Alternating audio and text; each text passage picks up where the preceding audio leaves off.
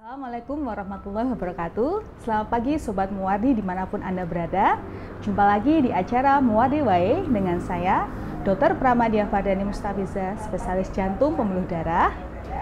Dengan tema kali ini adalah efek hipertensi jangka panjang terhadap kesehatan tubuh. Nah, Muwardi Wae kali ini menyambut Hari Hipertensi Sedunia yang akan jatuh pada tanggal 17 Mei. Dan tentunya untuk setiap Muwardi Wae kita akan selalu menghadirkan narasumber yang kompeten di bidangnya. Untuk narasumber kita pagi ini telah bersama saya Dr. Agung Susanto, spesialis penyakit dalam, konsultan ginjal hipertensi Vinasim.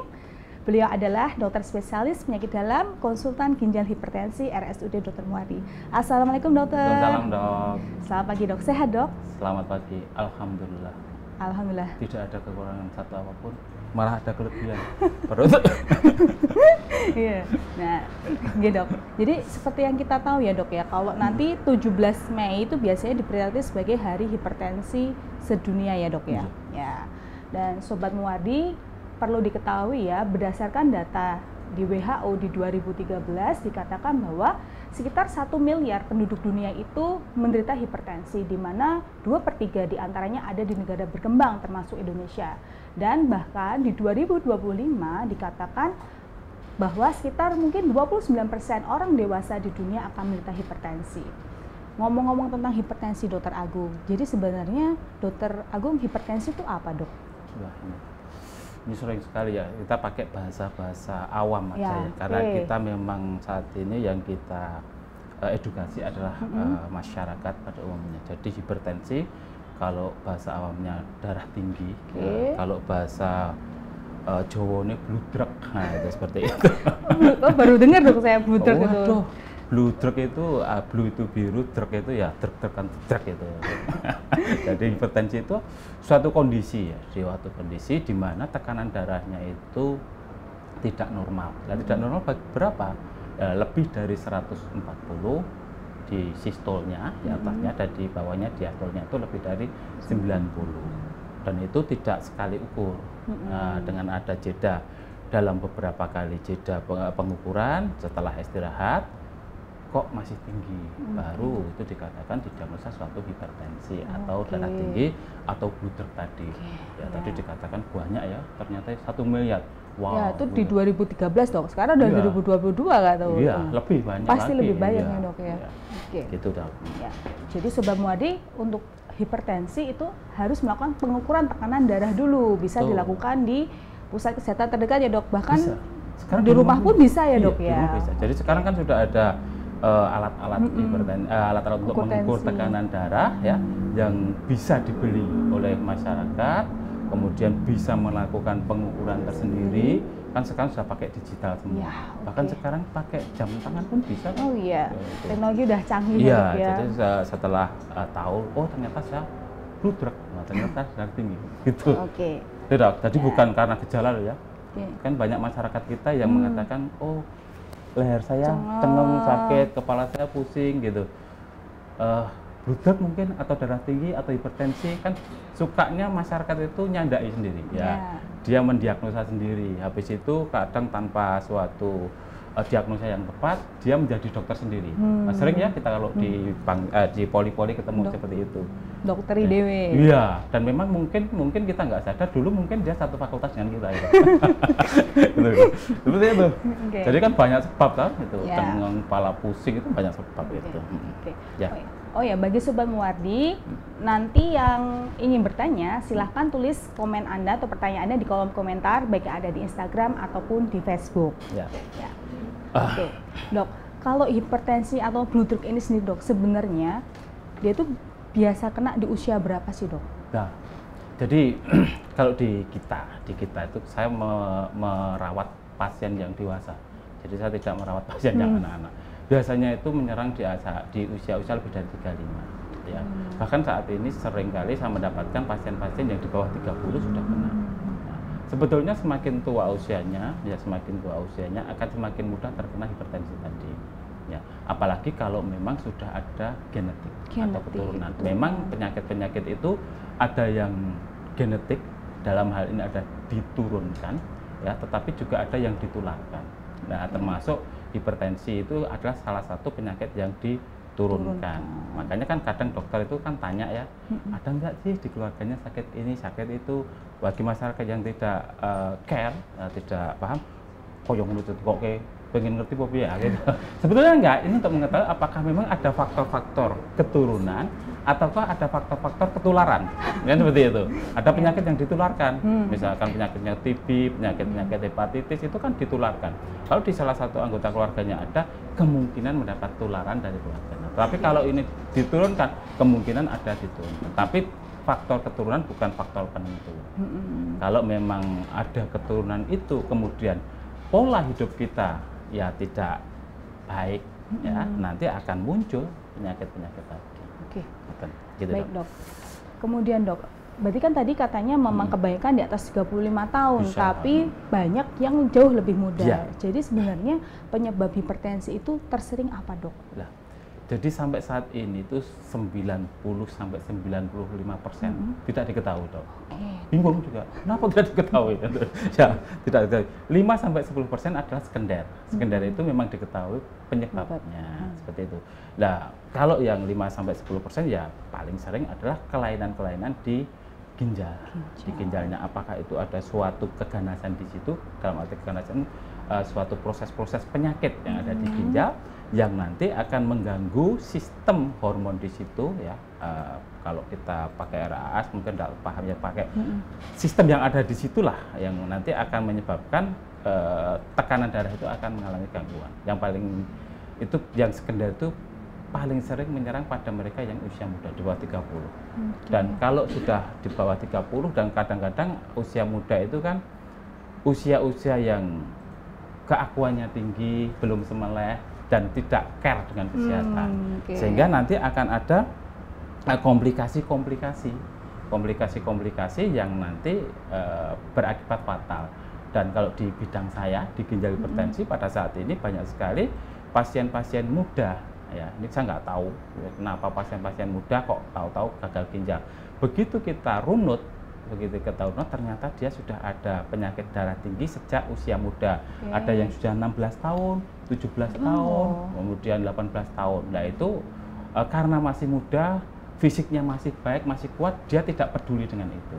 Kemudian di usia 23, 24, tahu-tahu sudah ginjalnya rusak dan harus perlu terapi pengganti. Kasihan seperti itu. Ya, Ya. Begitu ya Sobat Muwardi, meskipun kebanyakan di atas usia 35 tahun, tapi kalau ternyata Sobat Muwardi atau saudara atau tetangga yang masih muda dan punya hipertensi nih, coba diukur ternyata tensinya tinggi, misalnya pas mau vaksin ya, mungkin sering ketahuan sekarang kan ada tren vaksin loh, tensi dulu, itu segera diperiksakan ya untuk dicari supaya tidak menyebabkan komplikasi lebih lanjut. Tapi vaksin itu sebetulnya belum tentu dia hipertensi dok. Karena takut tadi ya. Oh iya dong. Jadi karena takut disuntik, takut vaksin, dengan adanya ketakutan, kemudian melihat mereka kok semuanya pakai putih-putih, ada white coat hipertensi, lah itu ketakutan yang nanti menyebabkan tensinya tinggi. Belum tentu dia hipertensi. Gitu. Berarti makanya harus diulang pengukurannya dan dalam kondisi relax ya dok ya.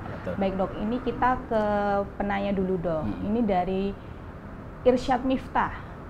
Izin dok bertanya, apakah konsumsi kopi setiap hari bisa menjadi faktor resiko hipertensi dok? Nah ini pertanyaannya bagus.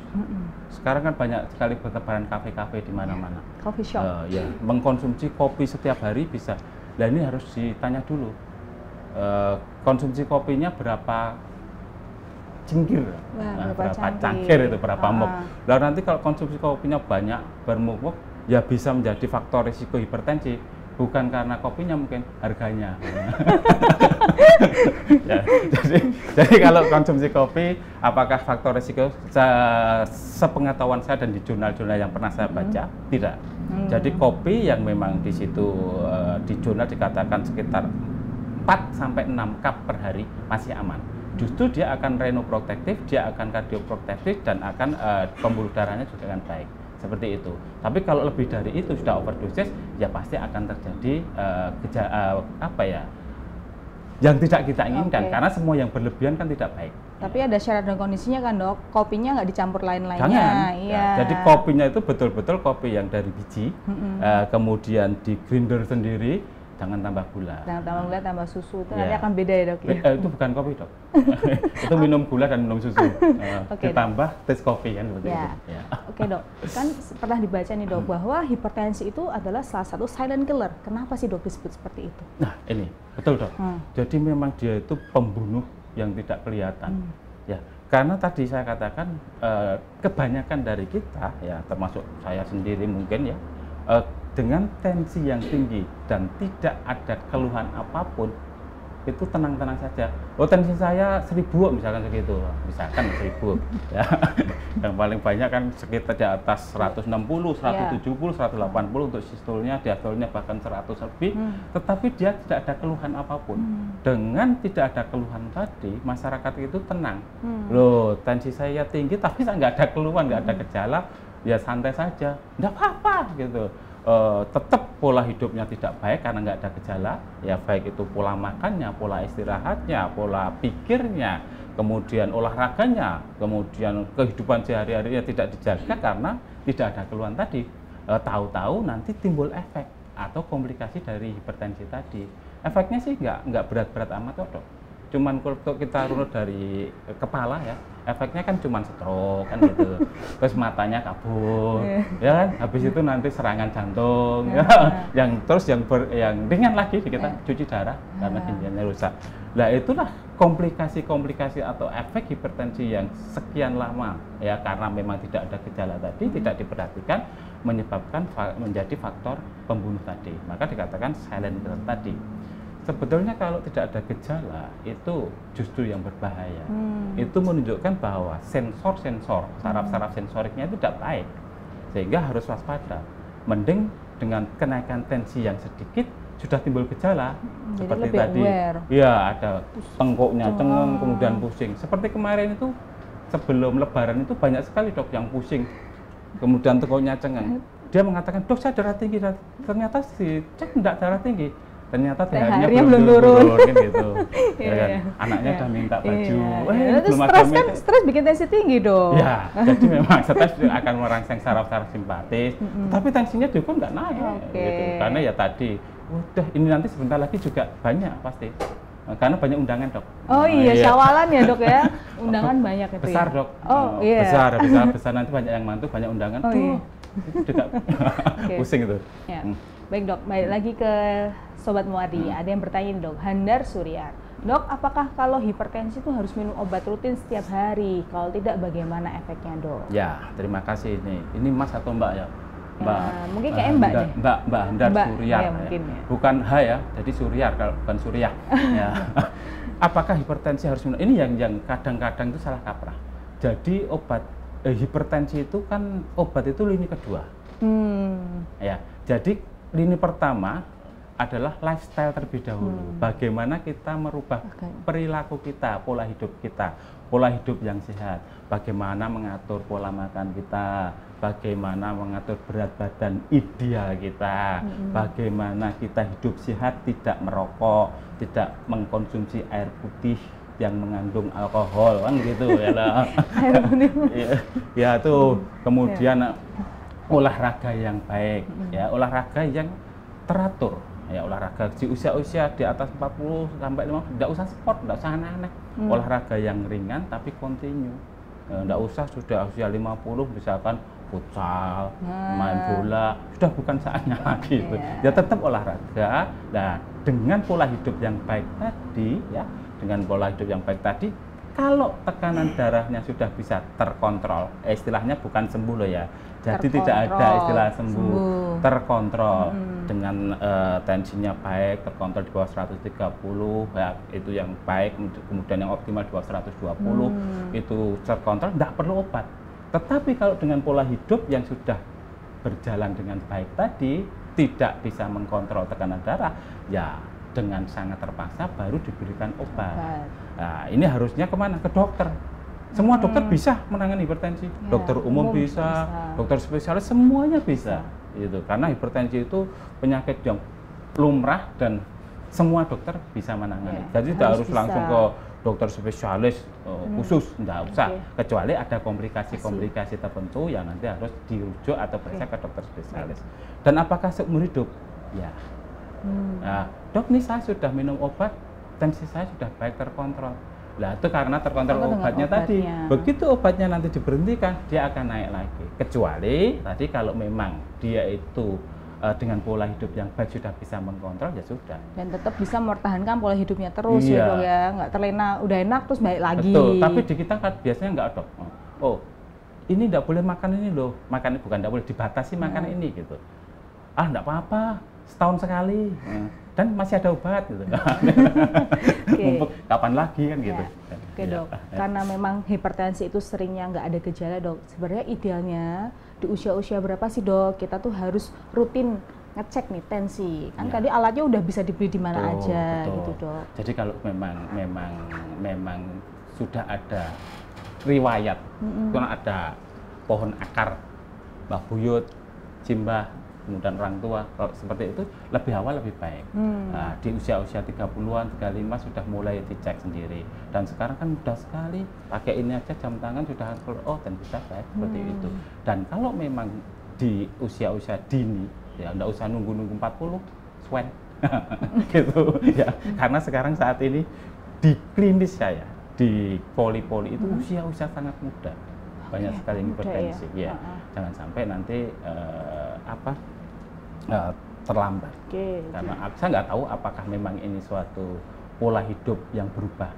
Saat ini kan kita mager, ya apa-apa tinggal GoFood, Gojek, Grab kan seperti itu. Sehingga dengan aktivitas yang berkurang, kemudian makanan mau apapun sekarang kan ada, ya, dan makanan saat ini banyak mau apapun ada, sehingga di usia-usia yang relatif muda pada saat ini sudah ada yang kena dan banyak gitu.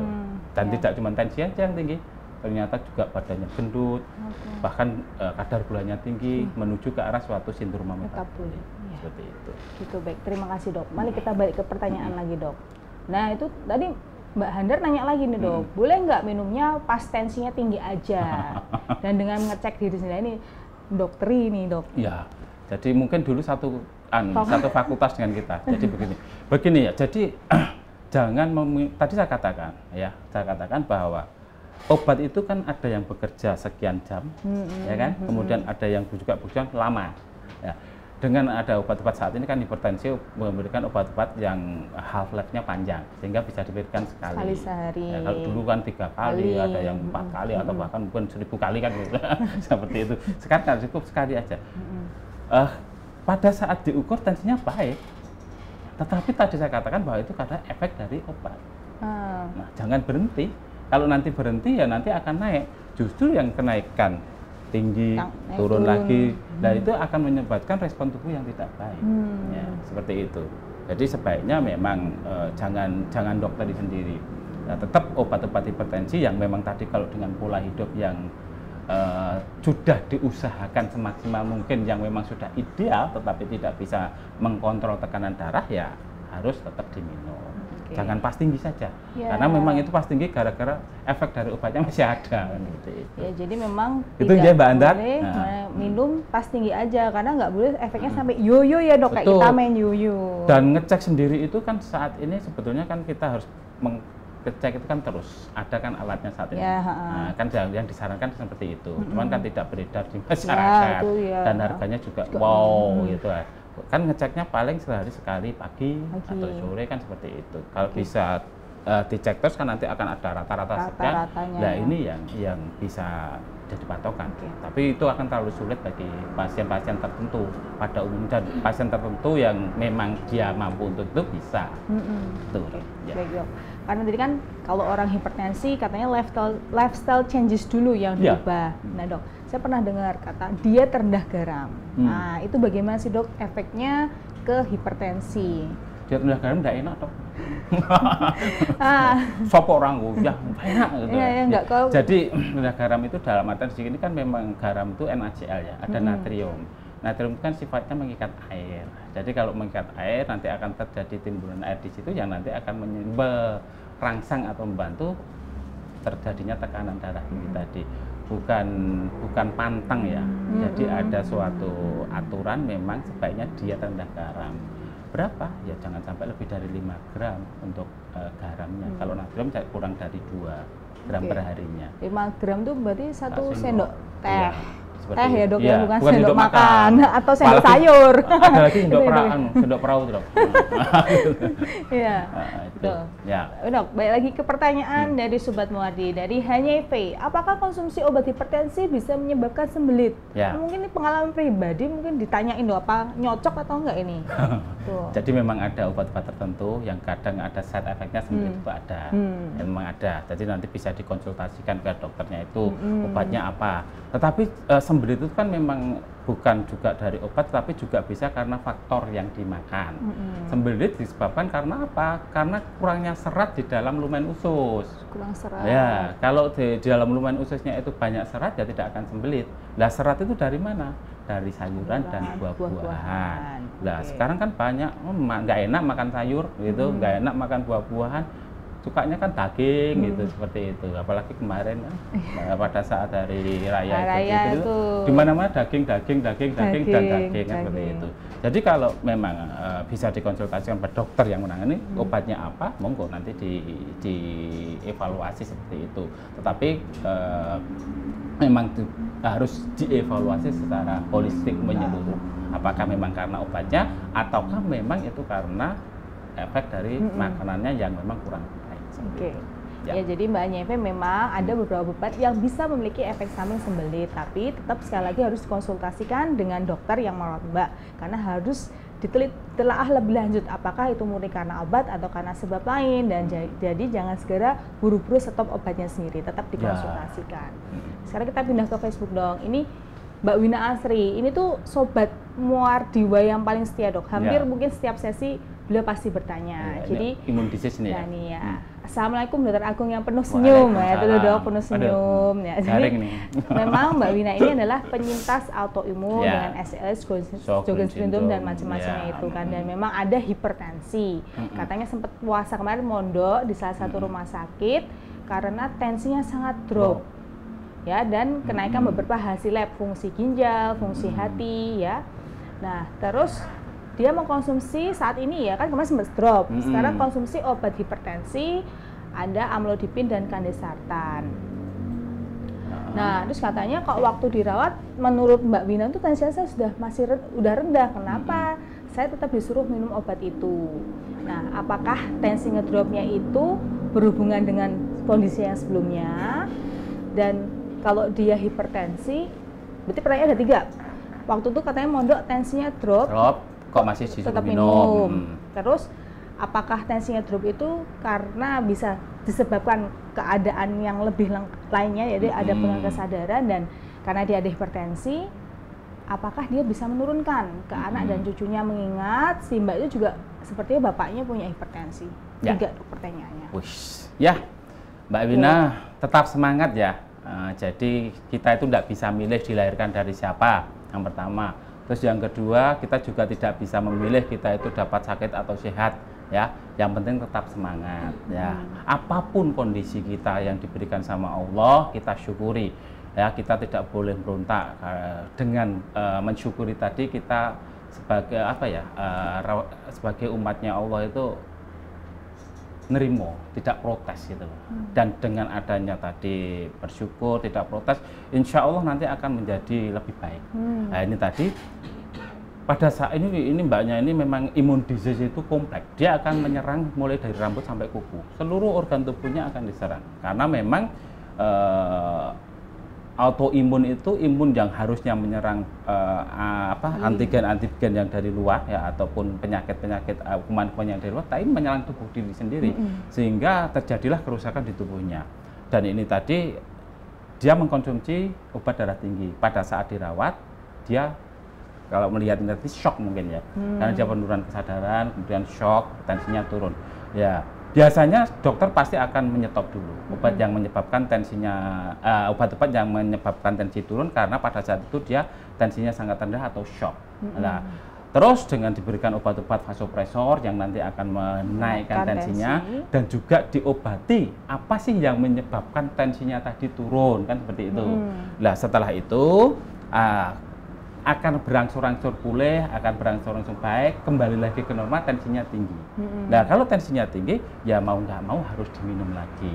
Ya, imun disease tadi dikatakan bahwa ini ada kelainan ginjal juga ya. Di situ ada, kalau lihat albuminnya rendah, ini sudah ada SLE. Jadi SLE itu kan imun disease yang juga bisa menyerang di ginjal, menyebabkan kebocoran jadi proteinuri.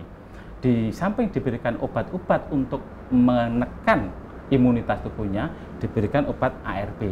Tadi ada apa ARB, kandesatan. Dia juga akan kardioprotektif dan juga akan renoprotektif, melindungi ginjalnya supaya tidak bocor. Jadi tetap diminum terus itu obat-obatnya. Dan juga harus dikendalikan tekanan darahnya supaya tidak tinggi sekali. Karena kalau tekanan darah yang tinggi nanti ke jantung juga akan menyebabkan berbagai macam komplikasi. Ya, kalau memang di jantungnya sendiri karena tekanan yang tinggi kan jantungnya bekerja lebih berat. Kalau otot-otot dipacu bekerja lebih berat, lama-lama ototnya akan menjadi besar dan nanti jantungnya jadi bengkak. Nah, kalau besar lama-lama nggak kuat mompa, jantungnya jadi lemah. Nah, jadi lemah jantung. Demikian juga di ginjal, karena tekanan darah yang tinggi yang tidak terkontrol dengan baik, nanti ginjalnya bocor. Ginjalnya bocor lama-lama, ya tubuh di ginjal, dia namanya tuburus, akan berusaha menyerap protein tadi yang keluar. Tetapi lama-lama kan capek. Ya, capek, daripada selnya terus saya tak mati saja, jadinya gitu. Nah, kalau selnya mati di tuburusnya lama-lama rusak, terjadilah tadi kenaikan kreatinin. Nah, kalau sudah kenaikan kreatinin, nah ini yang harus perlu diwaspadai lagi. Jangan sampai nanti ginjalnya semakin rusak, jantungnya sudah nggak kuat mompa, ya. Nah, akibatnya perlu terapi pengganti ginjal, perlu ini seperti itu. Ya, jadi tetap obat hipertensi harus tetap diminum supaya untuk bisa mengkontrol tekanan darah. Nah, terus yang ketiga, apakah faktor genetik? Ya, tadi saya katakan bahwa memang ada faktor genetik. Ya, ini saya kemarin dapat pasien 2 kakak adik. Ya, jadi adiknya sudah kena SLE, terus habis itu kakaknya kena SLE juga. Ya, kita nggak bisa milih. Ya, kalau dulu saya bisa memilih, mungkin saya milih lah dilahirkan dari siapa gitu yang ya. Tapi yang penting apapun kondisi kita harus bersyukur. Ya. Syukur itu yang paling utama. Insya Allah dengan syukur nanti akan menambah imunitas. Gitu. Ya. Pertanyaan tambahan dari Mbak Wina Asri, Dok. Pemeriksaan tensi rutin yang efektif itu kapan? Pagi, siang, malam, pagi, siang, malam? Jadi begini, kalau di jurnal-jurnal di penelitian itu kan tensi tinggi itu pada dini hari. Ya, jadi di atas jam 1 dini hari sampai nanti jam 10 itu tinggi-tinggi. Maka kita lihat bahwa serangan-serangan di jantung, serangan-serangan di otak, ya kardiovaskular itu kan seringnya di pagi hari, yang menyebabkan dokternya nggak bisa tidur, baru naik itu dok, gitu kan begitu ya. Tapi itu sudah suatu tugas yang mulia. Nah, itu jadi paling baik ya tadi di pagi hari tadi. Nah, pagi hari tadi. Tapi harus diingat ya Mbak ya. Jadi di dalam pemeriksaan tekanan darah itu paling baik nggak ada. Ya. Berarti kalau kita lihat pagi ada kenaikan tadi, ya teorinya seperti itu. Tetapi yang saat ini disarankan kan terus dicek. Ya, dicek terus dalam sekian ada 2 kan, ada AMB ya, kemudian yang pagi dan sore. Nah, kalau bisa dicek pagi dan sore karena punya alat sendiri ini, nah itu lebih efektif lagi sehingga nanti akan tahu, oh ternyata saya seperti ini. Tetapi yang perlu diingat bahwa di dalam pemeriksaan tekanan darah tadi harus santuy. Relax. Ya. Harus santuy ya.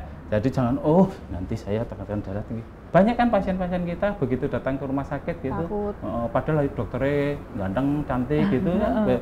Tetapi pada saat ditensi belum ketemu dokter sama itu tadi yang ganteng dan cantik, tadinya tinggi, begitu ketemu dokternya yang ganteng dan cantik turun kan gitu. Iya. Ya, gitu. Ya, santai ya Mbak ya, Mbak Wina Asri, semangat. Kita kembali ke Instagram Dok, dari Zaki Aldiano. Dok, ayah saya ada hipertensi, sudah dilarang makan yang asin-asin tadi, yang rendah garam tadi Dok. Tapi suka sekali makan pakai kecap. Katanya juga bahaya Dok kecap untuk penderita hipertensi. Apakah betul? Ada kecap, saus, sarden. Kasihan ya. Dulu mungkin waktu zaman dahulu mau makan apa-apa belum punya duit, sekarang sudah punya duit, dilarang sama dokternya. Dokter kita itu kadang seperti itu ya. Ya, kasihan Bapak. Jadi begini. Tadi memang bukan dilarang, dikurangi saja yang asin-asin. Jadi dikurangi yang asin-asin. Lah terus ini kalau suka makan pakai kecap. Kecap itu kan ada 2. Kecap yang seperti saya manis. Nah, itu deh. Ada yang kecap yang asin kan seperti itu. Ya, kecap apa dulu ya kan seperti itu. Dan kalau memang kan kecap juga ada dalam tanda kutip bahan yang dipakai dalam tanda kutip ya. Enggak ada beberapa kecap yang seperti itu. Tapi kalau memang diambil dari kedelai, betul kedelai, kemudian juga bahan-bahan yang memang ditambahkan di situ tidak bermasalah kan ada toh komposisinya seperti itu dibilang tidak masalah, kasihan nanti bapak nanti dia akan tensinya lebih tinggi gara-gara Anda larang semuanya, saya nggak boleh makan ini, nggak boleh makan ini, cuman makan sama kecap dan kerupuk aja nggak boleh kan. Ya jadi tidak apa-apa. Kara juga katanya kalau kara nggak boleh asin itu. Nah terus bagaimana sama makan apa gitu. Ya jadi boleh dalam artian kan juga nggak mungkin kan kecap satu botol gitu. Kan pasti terukur terbatas. Jadi yang gitu. penting tidak berlebihan dong ya. Berlebihan itu nggak baik kok. Duit berlebihan juga nggak baik gitu. Kan pasti nanti duit berlebihan saya mau beli apa gitu. Kan seperti itu. Padahal sudah punya semua. Iya, hisapnya juga berat dok. Iya betul. Ditanya dari mana, untuk apa, kan seperti itu. Ya. Terus kemudian pertanyaan selanjutnya dari Aryani Fadila, dok, ibu saya tuh punya hipertensi dan kadang merasa nyeri dada. Apakah itu bisa jadi gejala sakit jantung? Nih, ini bagian yang jenengan ya. Jadi nyeri dada. Ini harus ditanya dulu, nyeri dada sebelah mana? Iya, karena nggak semua nyeri dada tuh gejala jantung. Jadi begini, hipertensi, tadi saya katakan bahwa hipertensi yang berlangsung lama itu ada komplikasi-komplikasi yang mulai dari kepala tadi stroke, turun ke bawah matanya kabur, yang ketiga jantung, tadi ada lemah jantung dan juga ada jantung koroner. Ya, kalau di istilah di Jawa namanya angin duduk. Obatnya bukan dikerok, dibawa ke rumah sakit ya. Seperti itu. Kalau ada nyeri dada dilihat dulu. Nyeri dada sebelah mana? Kanan atau kiri? Semuanya atau tidak? Ya kalau memang ada kadang-kadang nyeri dada yang tidak begitu lama, terasa di sebelah kiri, tembus ke punggung sampai ke lengan, leher seperti tercekik. Lah, segera di sini ada dokter jantung ya gitu ya. Jadi lebih cepat lebih baik. Nah, ini ya dari Mbak Aryani Fadila. Ini saran saya ya, jadi jangan diobati sendiri, lebih baik dicek ya. Bisa ke dokter karena ini sudah kemungkinan ya, nyeri dada kemungkinan memang ke arah jantungnya ya, monggo nanti dicek. Di sini di Rumah Sakit Muwardi sudah teramat sangat lengkap sekali untuk jantungnya, ahli-ahli semua di sini. Ya jika nanti butuh suatu tindakan, di kita juga sudah komplit, plate seperti itu. Ya. Jadi memang karena hipertensi ya tadi seperti Dokter Agung bilang dari ujung rambut sampai ujung kaki efeknya. Gitu. Jadi kalau nanti ini kan mungkin ada suatu penyumbatan, ya menyumbat kadang enggak. Kalau sumbat kan nyeri, begitu sumbatannya hilang nanti kan akan enak lagi. Biar bisa dideteksi, karena hipertensi yang kronis yang sudah lama itu akan menyebabkan apa ya bahasa awamnya, kalau pembuluh darah itu barat selang, di situ sudah ada lumutnya, nah, gitu loh. Nah lumut-lumut itu bisa mengenai di pembuluh darah mana saja. Kalau pembuluh darah yang di otak akan menjadi namanya stroke. Ya kalau kemarin musimnya stroke, lah nanti ini stroke ya beda lagi. Di pembuluh darah mata ya nanti akan hipertensi di retina. Ada juga di jantung tadi yang menyebabkan penyakit jantung koroner ya, STEMI atau non STEMI, atau yang kalau orang awam dikatakan angin duduk tadi. Dan ini harus segera. Ya, jangan sampai nanti dokter-dokter jantungnya pagi-pagi harus tindakan itu. Ya. Coba ke bawah lagi tuh ada pertanyaan lagi, Mbak. Oke. Nah, dari Mas Siroh. Mbak Masiroh nih ya, dok, bagaimana mencegah supaya hipertensi itu tidak menjalar ke jantung dan ginjal, mungkin tidak berkomplikasi gitu ya dok ya? Ini Mbak atau Mas? Kalau mungkin kayaknya Mbak deh dok. Ini Mas. Oh iya Mas. Mas Iroh. Mas Iroh. Iya. Ya. Jadi ini saya nggak tahu nih. Kalau Mbak kok Mbak Mas ya udah. Mbak Mas Iroh ya gitu ya. Mbak atau Mas Iroh. Bagaimana tadi katakan bahwa hipertensi supaya tidak menjalar ke jantung dan ginjal. Jangan cuma jantung ginjal, tapi juga ke kepala, ke otak. Jangan sampai terjadi stroke. Jangan sampai juga ke mata, matanya kabur. Kalau mata kabur itu sulit, tidak usah dikejar, sudah kabur matanya. Ya, jadi ini tadi adalah komplikasi-komplikasi hipertensi. Bagaimana supaya hipertensi itu tidak menyebabkan komplikasi-komplikasi? Ya, jawabannya ya harus terkontrol dengan baik. Nah, terkontrol dengan baik bagaimana? Pola hidup yang baik. Pola hidup yang baik bagaimana? Yang seperti saya jelaskan tadi. Kalau dengan itu tidak bisa, dengan obat-obatan. Dan jangan segan-segan untuk periksa ke dokter. Nggak usah sering-sering, ya, cukup sebulan sekali. Kalau sering-sering nanti penyan capek, dokternya cepat sugih, nggak enak nanti, ya. Itu sebulan sekali aja kontrol. Boleh kemana lah? Di puskesmas ada, dokter umum yang praktek pribadi bisa, atau ke dokter-dokter spesialis bisa, seperti itu. Ya. Masalah tentang mengobati hipertensi ya dok ya. Sebenarnya berapa sih dok target optimal tensi yang diharapkan? Kalau optimalnya di bawah 120, di bawah lagi 70, ada yang 80. Itu kan optimal. Tapi apakah bisa? Wah, itu di kita yang sehari-hari itu kan jarang seperti itu. Dan nanti kalau bisa yang di bawah 130/80 aja sudah baik. Bagi mereka yang usia-usia yang sudah tua dan ada penyakit-penyakit yang memang di bidang di ginjal, ya jangan rendah-rendah. Mungkin di antara 135 sampai dengan 139 atau 140/80 seperti itu. Jadi tidak semuanya sama. Seperti itu. Tergantung dari kondisi masing-masing pasien. Seperti itu. Baik dok. Dokternya enakan nih nerangnya dok. Nah itu dok dari Mas Juliason. Waduh, sudahlah, saya nggak usah. Saya memang ini yang menerangin bukan saya, ya karena di sini ada lampu. Menerangi ya dok ya. Kembali ke Facebook dok. Dari Bonifacius Nugroho Jati, ini mas-mas nih. Ya. Dok mau tanya, kalau pengukuran tensi yang pertama cenderung lebih tinggi dari yang kedua, sebaiknya yang dipakai angkanya tinggi apa angka yang kedua dok? Tingginya seberapa? Jadi begini, tingginya seberapa? Jadi tadi saya katakan bahwa pengukuran tensi itu jangan langsung, ya. Mungkin ini baru datang, ya, atau cari parkirannya susah sekali, seperti di rumah sakit kita. Saya seneng kok di rumah sakit kita itu cari parkiran susah. Berarti menunjukkan bahwa pasien di rumah sakit banyak dan rumah sakit kita laku. Baru datang, terkopoh-kopoh, ditensi, pasti tinggi. Harus istirahat dulu, setidaknya 15 menit. 15 menit, kemudian rileks, ditensi. Ternyata kok masih tinggi, ya sudah nanti diulang lagi bisa 1 minggu, ternyata sudah ada penurunan. Kalau memang sudah memenuhi kriteria hipertensi, ya tadi harus ini masuk diagnosa hipertensi. Ya ini yang mana yang dipakai, yang pertama atau yang kedua?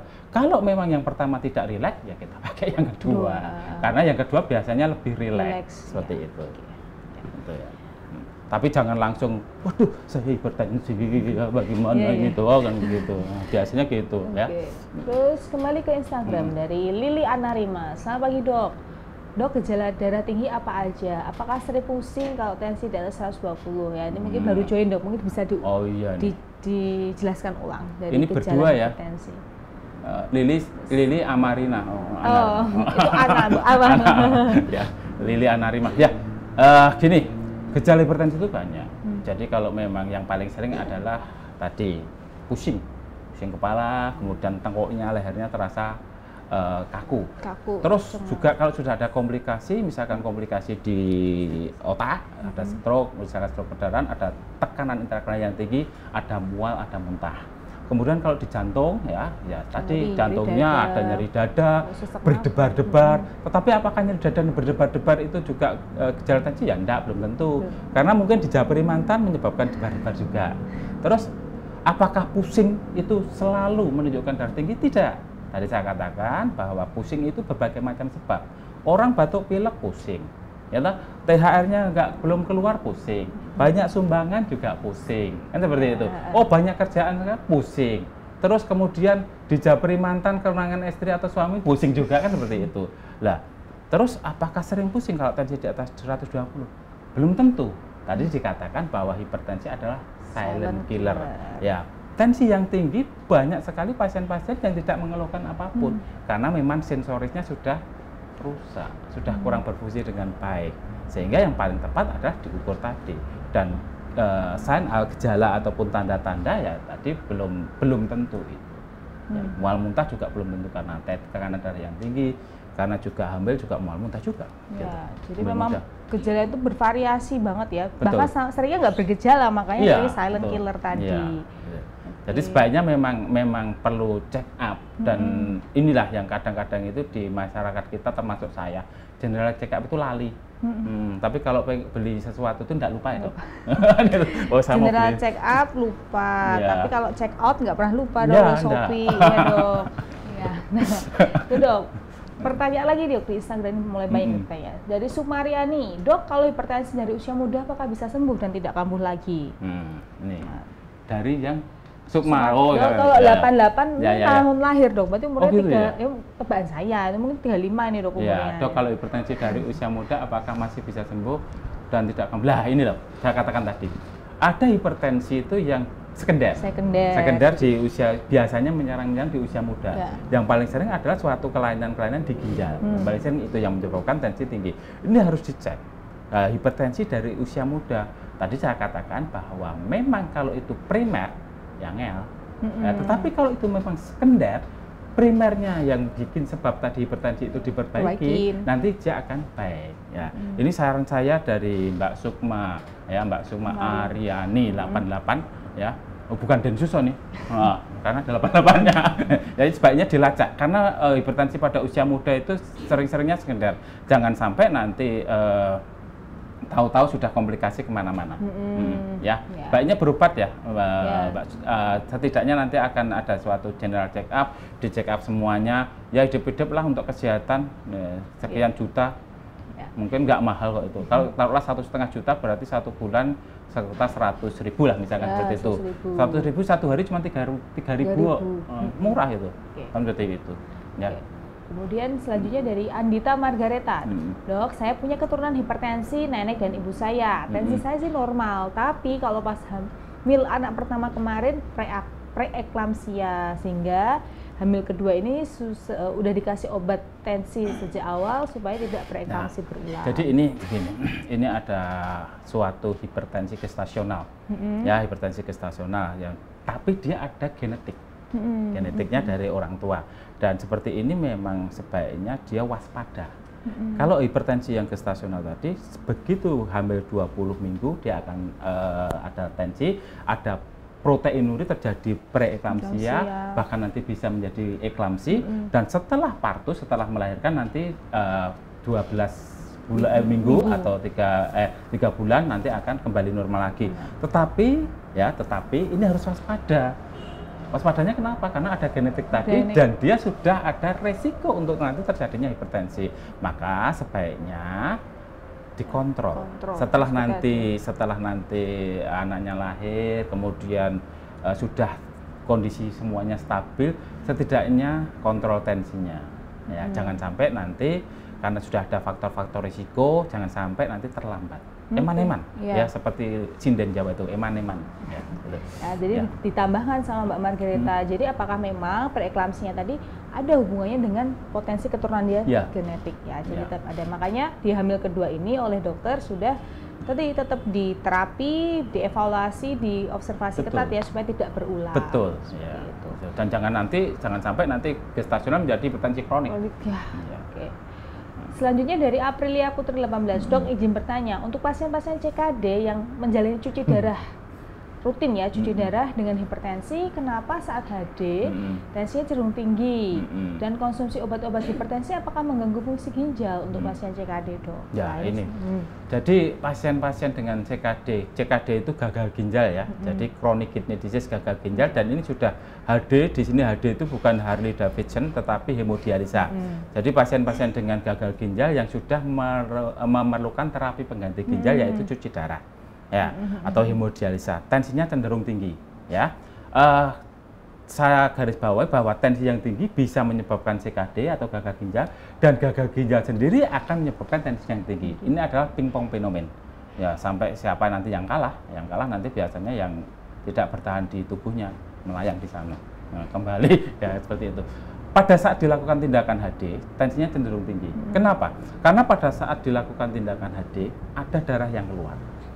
Nah, ini tergantung dari kenaikan berat badan di antara hemodialisa. Jadi kalau kenaikan berat badan di antara hemodialisa atau cuci darahnya tinggi, maka UFG atau penarikan cairannya akan tinggi.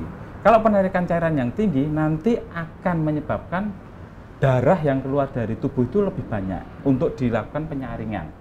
Ya, kalau banyak nanti akan ada di tubuh namanya baroreseptor di tubuh yang nanti akan supaya kamu tensinya tidak turun karena banyak darah yang keluar dari tubuhmu, merangsang saraf-saraf simpatis menyebabkan vasokonstriksi dan itu akan menyebabkan tensinya naik.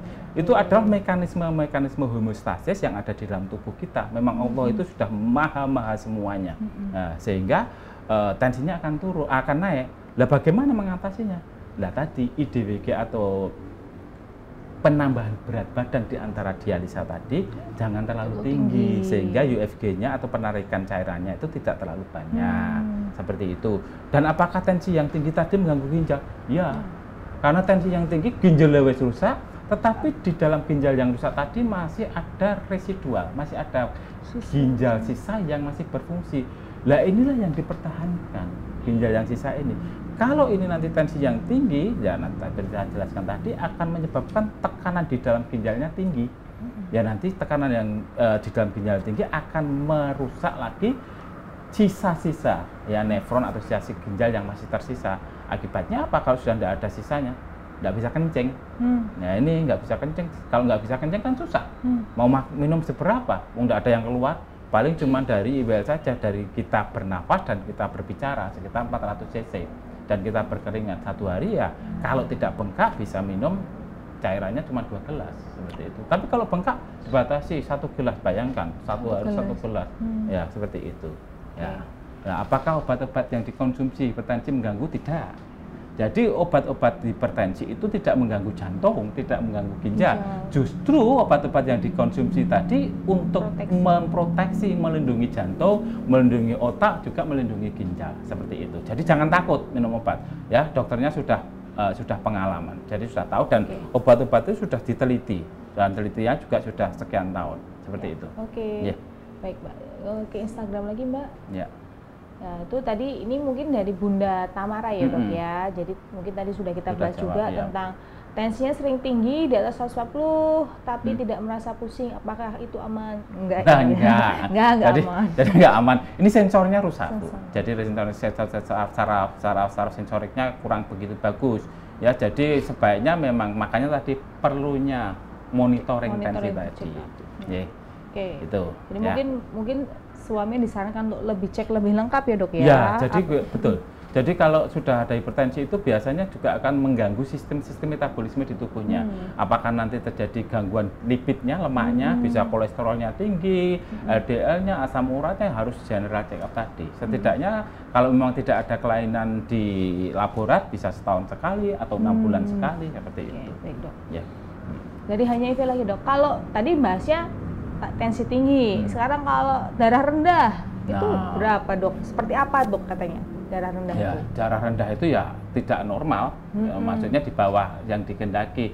Kan nggak ada batasan tensi 110, 120. Kalau di bawah itu ya bisa dikatakan rendah. Tetapi begini, ada orang yang memang sudah biasanya rendah. Kalau sudah rendah memang sudah dari bawaan oroknya rendah, 90, 100, ya di tubuhnya itu sudah ada suatu mekanisme penyesuaian, sehingga tidak masalah. Bahkan pasien-pasien yang dengan tensi 80 di bawahnya 60, karena memang sudah biasa sejak zaman dahulu kala seperti itu, dia tidak merasakan apa-apa. Dengan tensi naik menjadi 90, 100, dia merasa tidak enak. Demikian juga sebaliknya pada pasien-pasien yang tensinya tinggi sekali, begitu diturunkan secara drastis, dia akan mengalami keluhan yang tidak baik. Maka yang sebaiknya yang normal tadi antara 110 sampai 120. Kalau di bawah itu misalkan di bawah 100 ya kita harus waspada. Karena apa? Kalau darah rendah ya waspadanya perfusi atau pompanya kurang baik, nanti aliran darah ke organ-organ vital itu kurang baik. Ya kalau itu terjadi mendadak ya nanti akan menyebabkan berbagai macam keluhan. Tetapi kalau perlahan-lahan dan sudah terbiasa ya itu akan menyesuaikan seperti itu. Soalnya sering, Dok, di masyarakat tuh excuse-nya, duh tensinya rendah nih, makan sate kambing. Enak itu. Untuk naikin tensi katanya, Dok. Iya. Jangan sate kambing. Itu lobster itu. Ini pas bayar di kasir itu langsung tensinya, lu kok sekian juta gitu kan. Gitu. Jadi itu jok-jok aja ya. Jadi daging itu memang bisa untuk menaikkan tensi. Tapi bertengkar juga menaikkan tensi kan begitu. Kemudian dari Ibu Julia Soneng, Dok, saya usia 66 tahun, 7 tahun yang lalu tensinya cenderung normal. Tapi sejak menunggu suaminya untuk berobat, ya kemoterapi, tensinya jadi 70 kurang, padahal dulu 80. Mungkin tensi yang bawah nih dok, Oh tensi ya, diastolnya. jadi kalau masih di 70-80 sih enggak apa-apa ya Bu ya. Jadi memang 7 tahun yang lalu normal, saya nggak ngerti yang atasnya bagaimana. Ini Ibu begini, jadi tensi itu kan dipengaruhi oleh berbagai macam faktor.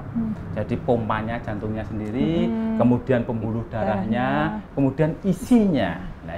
Nah ini kalau kita lihat Ibu ini menunggu suami yang kemo di Muadi. Terima kasih Bu ya Juliason yang sudah mempercayakan suaminya untuk dirawat di kita. Nanti insya Allah kita rawat dengan sebaik-baiknya. Nah orang dengan ini tadi psikis ya psikis yang kurang baik, bagaimanapun namanya suami ada hubungan hubungan emosional ya hubungan emosional yang akan mempengaruhi saraf-saraf ya saraf-saraf entah itu parasimpatis simpatis yang juga akan berpengaruh terhadap pompanya, pembuluh darahnya dan mungkin juga bisa jadi pasti capek mungkin itu ya jadi tidak masalah Bu, jadi sekitar 70, 80 di usia-usia gitu ya kalau bisa dinaikkan lagi ya rileks saja Bu. Jadi kita itu seperti saya jelaskan bahwa kita itu tidak bisa milih kita sakit apa mau diapakan, tidak bisa milih. Sekarang kita itu berjalan tuh menuju takdir kita seperti itu. Nah, seperti saya ini juga ditakdirkan sama Mbak Mary untuk misi ini ya berjalan menuju takdir ini tadi kan seperti itu. Nah ini tensi seperti itu tidak usah diberkecil hati Bu,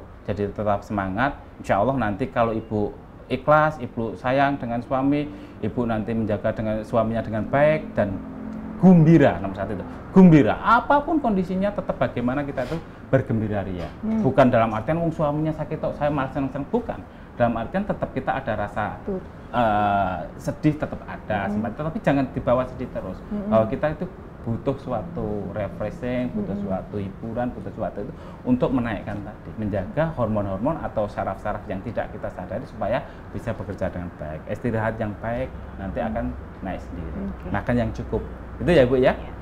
Oke dok, sekarang kembali ke Facebook lagi dok, dari Mbak Wina Asir lagi kan. Memang karena kemarin mondok katanya penurunan kesadaran di CT scan, terus katanya hasilnya ada multiple lacunar infarct. Apakah itu efek dari hipertensi dok? Jadi begini, ini Mbak Wina tadi kan saya dikatakan imun disease. Jadi imun disease itu banyak sekali tadi dari ujung rambut sampai ujung kepala, termasuk di pembuluh-pembuluh darah. Di sini menunjukkan tadi saya katakan bahwa hipertensi salah satu efeknya adalah timbulnya aterosklerosis atau plak, timbulnya suatu lumut di pembuluh darah. Nah ini sama. Tetapi apakah ini faktor hipertensi? Hipertensi akan mempengaruhi faktor itu. Tetapi imun disease sendiri ya tadi penyakit imun juga akan berpengaruh terhadap pembuluh darah yang ada di seluruh tubuh. Termasuk ini adalah pembuluh darah di otaknya. Sehingga ada sumbatan-sumbatan di pembuluh darah di otaknya yang akan menyebabkan aliran darah di otaknya itu kurang begitu baik, lah menyebabkan nutrisi ya di dalam selnya kurang baik, sel-sel di otaknya akan mengalami gangguan nutrisi, kurang nutrisi, menjadi lemas dan nanti jadi mati, dikatakan tadi infark tadi di banyak tempat. Jadi dua faktor yang berpengaruh Mbak. Jadi satu hipertensinya sendiri berpengaruh, yang kedua adalah imun disease-nya. Maka ini dua-duanya harus ditreatment dengan baik. Ya. Yang penting bahagia Mbak, apapun kondisinya ya. Dok, mungkin ini karena waktu dua pertanyaan terakhir ya dok ya dari Ibu Juliason lagi. Jadi kan tadi yang cerita kalau tensinya 80, 70 kok sempat yang tensi diastolnya 60. Apakah bukan gejala kalau jantung? 60 itu sudah harus ke dokter Bu ya. Kalau di bawah 60 harus ke dokter. Jadi saya katakan bahwa memang tekanan darah kan dipengaruhi pompanya jantungnya, pembuluh darahnya dan isinya. Nah bisa jadi ini karena pumpnya nggak baik, ya pumpnya nggak baik, pompanya kurang baik karena sudah usia di atas 60 sudah 66 ya sudah geriatri. Ya itu juga apakah memang pumpnya kurang baik? Nah sebaiknya monggo ini dicekkan lebih jauh lagi untuk mengetahui kenapa kok tensi saya ini yang diastolnya rendah sekali. Jangan-jangan memang ada suatu kelainan ya di jantungnya tadi. Dan nanti sambil menunggu suaminya di sini bisa cek. Ya, suaminya karena sudah meninggal 2 tahun yang lalu. Oh sudah meninggal. Dok. Oh ya sudah. Ya, semoga sudah yang terbaik ya dok ya. Jadi kita nggak bisa. Ya. Oh betul, sudah. Okay. Ya ikut berduka Bu ya. Kemudian pertanyaan terakhir nih dok ya dari Ataya Putrina. maaf baru bergabung dok, kalau kita sudah mengurangi konsumsi garam, apakah sudah pasti terhindar dari hipertensi? Nah, di dunia ini nggak ada yang pasti loh. Yang pasti itu cuma satu, yang hidup mati. Itu. Nah, itu pasti itu, ya. Yang abadi di dunia itu ada ketidakabadian. Nah, yang pasti ketidakpastian, yang pasti tadi mati itu. Jadi apakah pasti? Tidak. Tetapi dengan mengkonsumsi, mengurangi garam tadi, kita ada suatu usaha, ada ikhtiar supaya tekanan darah kita itu tidak tinggi seperti itu. Tapi jangan cuma mengkonsumsi kurang garam tadi, pola hidup yang lain juga harus baik. Nah. Coba. Ya. Lah, dokter jantungnya malah ngomong tensi bawah 0 pun nggak apa-apa. Coba. Ya. Kalau 0 ya. Kalau 0 ya. Ya sudah 0 ya flat. Sudah flat. Gitu. Sebaiknya nanti periksa lebih jauh lagi, Bu, ya. Jadi kalau 0 ya dicek lagi. Ya. Nanti dengan di bawah 60 itu sudah harus dicari, dilacak lebih jauh lagi, ya. Jangan sampai 0, Bu. Kalau 0 nanti 0. Sudah jangan sampai 0, ya. Tetap berusaha, ya. Oke. Baik. Masih 5 menit ya? Oke dok, ini masih 5 menit terakhir, mungkin kita bisa men-summary ulang dok ya, tentang hipertensi itu dan bagaimana, apa yang harus kita lakukan supaya tidak berkomplikasi di kesehatan tubuh kita dari ujung kepala sampai ujung kaki dok. Jadi tipsnya apa untuk sobat-sobat Muwardi di rumah, baik yang sudah menjalani terapi hipertensi atau yang memang belum pernah hipertensi, jangan sampai tapi punya faktor genetik. Ya. Jadi tadi hipertensi itu memang suatu penyakit yang ditandai dengan tensi yang tinggi lebih dari 140/90, ya. Terus yang kedua bahwa hipertensi itu ada faktor genetik, tetapi faktor lingkungan juga berpengaruh. Bagaimana tips-tips supaya tensinya tidak baik? Ada pola hidup yang baik. Tadi dikatakan pola hidup yang baik bagaimana? Kita harus olahraga yang rutin, kemudian makan makanan yang sehat, kemudian perbanyak sayur dan buah, jangan merokok, jangan mengkonsumsi alkohol. Ya, itu pola hidup yang baik. Kemudian kalau dengan pola hidup yang baik yang disarankan oleh dokter tidak bisa mengkontrol tensi, maka baru diberikan treatment obat-obatan. Kemudian obat-obatannya bagaimana? Apakah nanti harus diminum seumur hidup? Ya.